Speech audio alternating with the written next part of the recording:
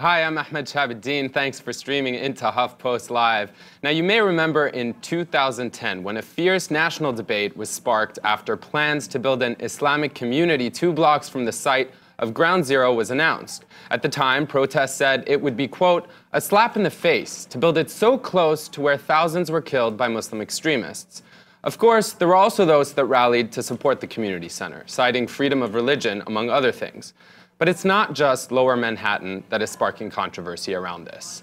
A Pew report by the Pew Forum on Religion found a boom in mosque construction since 2000 and a corresponding boom in backlash against it. Now, if you look at my screen, this map right here shows 53 different projects across the country that face resistance from their respective communities. Now, joining me to discuss this is Daisy Khan, Executive Director at the American Society for Muslim Advancement, Frank Schaeffer, a best-selling author and commentator on religion, and Hamdy Abbass, a community activist and South Valley Islamic Center spokesperson. We have Richard Smith, a priest associate at St. John the Evangelist in San Francisco, and Rowaida Abdelaziz, an activist and student in New Jersey. Also, by the phone, I should mention, we have Georgine Scott-Codiga, the president of the Gilroy Morgan Hill Patriots, who opposed the mosque project in San Martin that Hamdy is behind. What was the backlash and angry debate that ensued? The Cordova project has been in the work for the last 6 years. We are a small community. We have our small mosque in San Martin. We purchased the property about 4 years ago, and we plan to use it as our home, our congregation, a home for our congregation.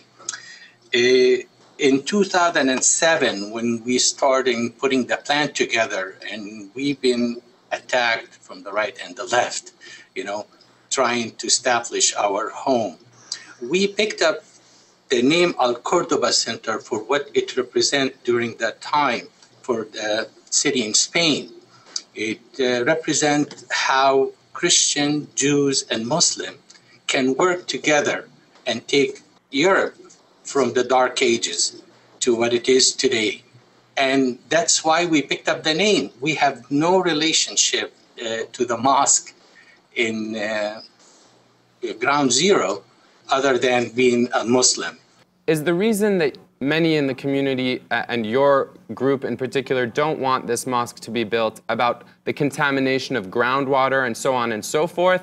Or is it, as this lady, Diane Dawson, says, contaminating our country? You would have to ask Diane Dawson that. My concern is the land use issues.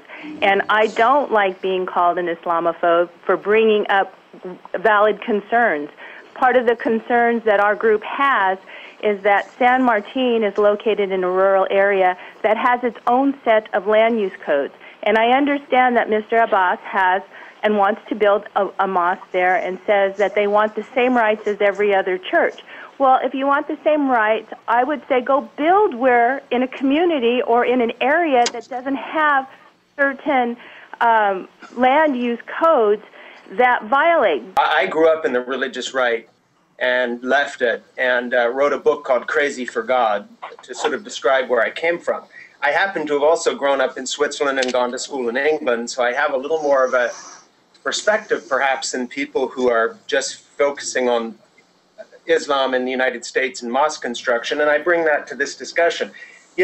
One of the proofs that there are a vast majority of moderate Muslims is the fact that so many of the extremists who act in the name of Islam have been killing their own brothers and sisters in really a civil war within Islam, very similar to those wars of religion we had within the Christian faith. There were far more Christians killed by other Christians through the centuries than there were by Muslims. There were far more Christians burnt at the stake by their brothers and sisters than there were by Muslims. The problem here is not Islam or Christianity or Judaism.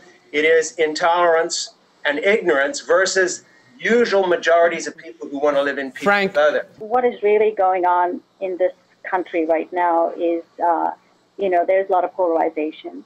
And there is a group of people, well-funded, well-equipped with talking points that wants to keep the fear of Islam alive in the United States.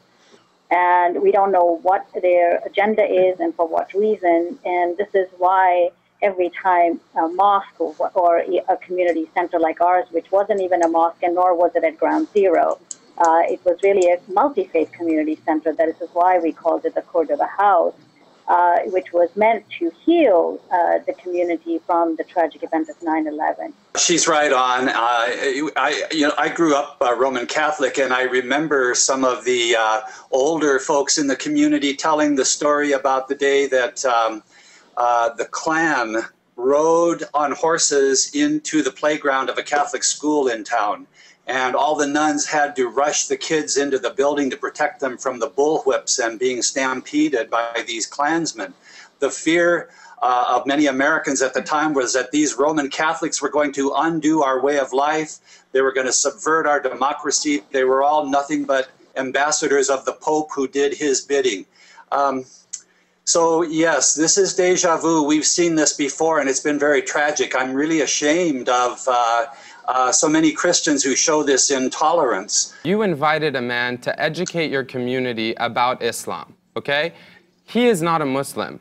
I believe he is a fearmonger, and I think it's important that we show the video of the man and the website alone, even if I didn't show the video, the website, which is called islamthreat.com, Threat of Islam. in of itself, I think, is about fear-mongering. And I think Daisy rightfully points out that this is really about fear. And so, you know, we would love to have had him come and join us, but that's very much... Why didn't you invite him? Well, because you're here, and this is about your community and why you invited him. I feel like we're missing the bigger picture. It isn't so much of the logistics of what Peter Friedman is saying, or the resistance that the mosques are facing, or the fact that this is a repetition of history, but it's a lack of willingness to communicate on both sides. Like that person that commented said, it is a matter of fear, and people fear what they don't understand. But why aren't we talking to other Muslims? Why are the Muslims talking to non-Muslims so that we can understand and overcome this fear, so we kind of don't fall into the same repetition of history that Daisy was saying?